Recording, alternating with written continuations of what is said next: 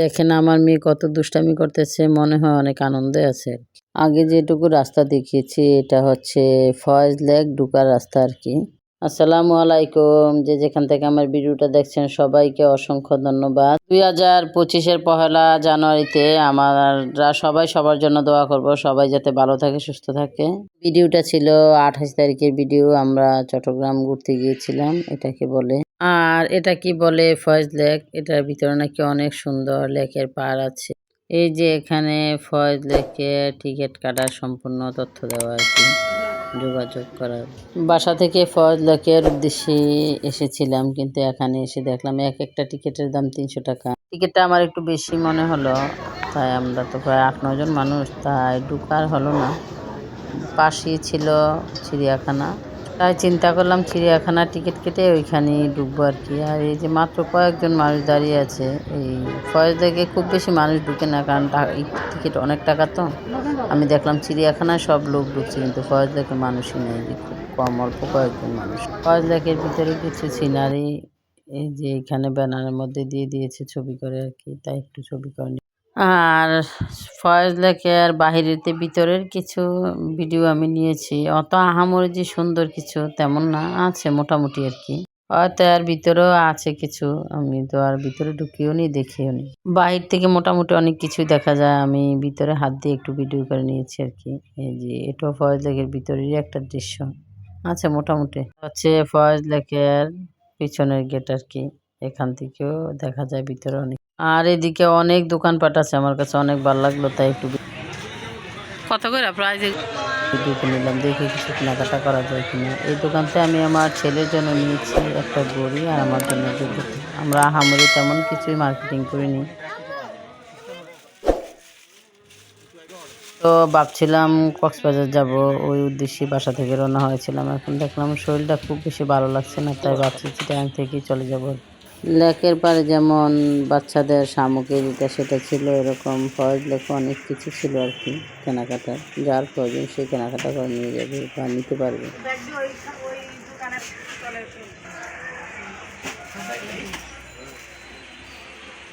আমাদেরকে এখানে বাহিরে দাঁড়া করে রেখে আমার হাজব্যান্ড, ননদের জামাই, ছেলে সবাই নামাজ পড়তে গিয়েছে আর কি। আর আমরা বাসায় গিয়ে কাজা পড়বো, কী করবো। আর এই যে এখানে চেয়ার টেবিল সব কিছু দেওয়া আছে, যার প্রয়োজন ফুচকা খাবে, যার যেটা প্রয়োজন খাবে আর কি। আমরা জালমুড়ি খেয়েছি, বাদাম আরও টুকিটাকি খেয়েছি আর কি। আর মেয়ের জন্য কিছু টুকিটাকি খাবার নিয়ে নিই এখানে। বিশেষ করে এই দোকানটার সবগুলো জিনিস আমার কাছে অনেক ভালো লাগছে। এই যে আমার হাজব্যান্ড চলে এসেছে, এখন আমরা এই হোটেলে খাবো, খেয়ে আর কি এই যে চিড়িয়াখানার টিকিট কেটে চিড়িয়াখানার ভিতরে। এখানে চিড়িয়াখানার টিকিট করতে মাত্র 70 টাকা লাগে।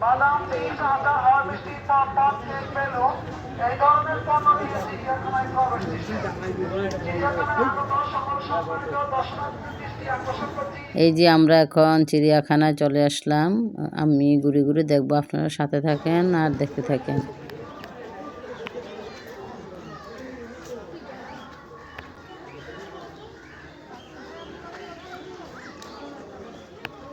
প্রথমে ঢুকে 4-5টা এক নজর ভিডিও করে নিলাম আর কি। আল্লাহর দুনিয়াতে যে কত অপরূপ সুন্দর, কত কি।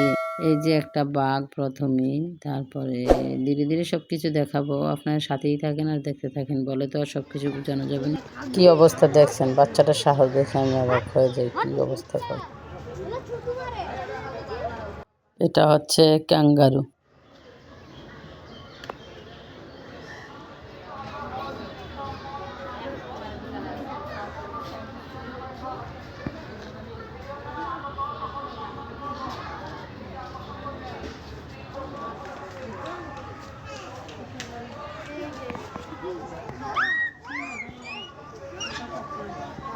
ওরে বাপরে বাপ, কত ভয়ঙ্কর সাপ ফানা তুলে আছে। এটা যদি গ্লাসের বাহিরে হতো, বয়তে দৌড়ে সবাই পালাতো, আর এখন সবাই আমরা এগিয়ে যাই দেখার জন্য।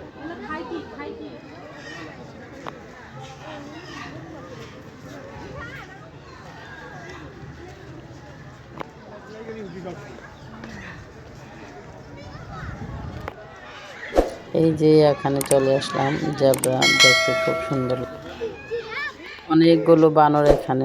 উকি ঝুঁকি মারছে আর কি। আমরা তাদেরকে দেখছি, তারাও আবার আমাদেরকে দেখছে।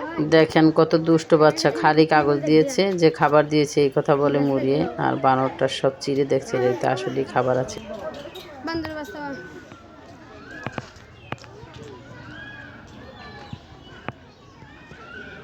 কত সুন্দর দেখেন ময়ূরের পাখলো কত সুন্দর। এই যে এদিকেও আছে অনেকগুলো বানরের বাচ্চা। এটা দেখতে অনেক সুন্দর, কিন্তু কিসের আমি জানি না এটা। আর এদিকেও আছে অনেকগুলো জেব্রা।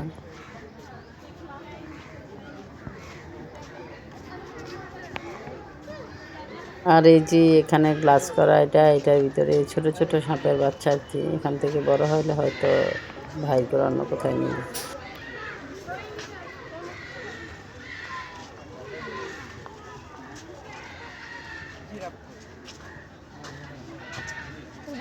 জেব্রার গায়ের লোম দেখেন কত বড় বড়।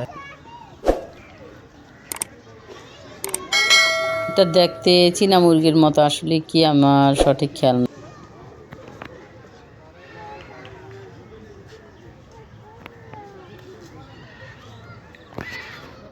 দেখেন বাঘটা কেমন করে তাকিয়ে আছে মানুষের দিকে, আর উপরে খাবার দিতে উঠেছে এটার ভিতরে আর কি।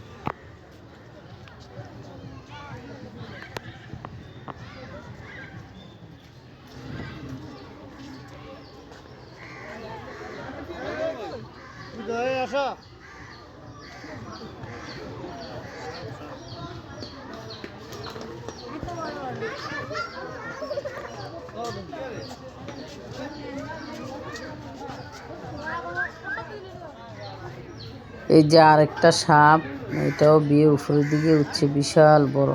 দেখলে ভয় লাগে, কিন্তু তারপর গ্লাসের ভিতরে মানুষ সাহস করে দাঁড়িয়ে দাঁড়িয়ে দেখে আর কি।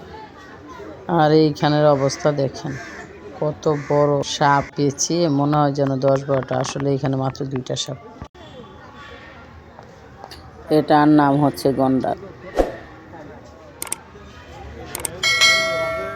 আমার ভিডিওটার কোনো অংশ যদি আপনাদের কাছে ভালো লেগে থাকে তাহলে একটা লাইক, কমেন্টস এবং সাবস্ক্রাইব করে যাবেন।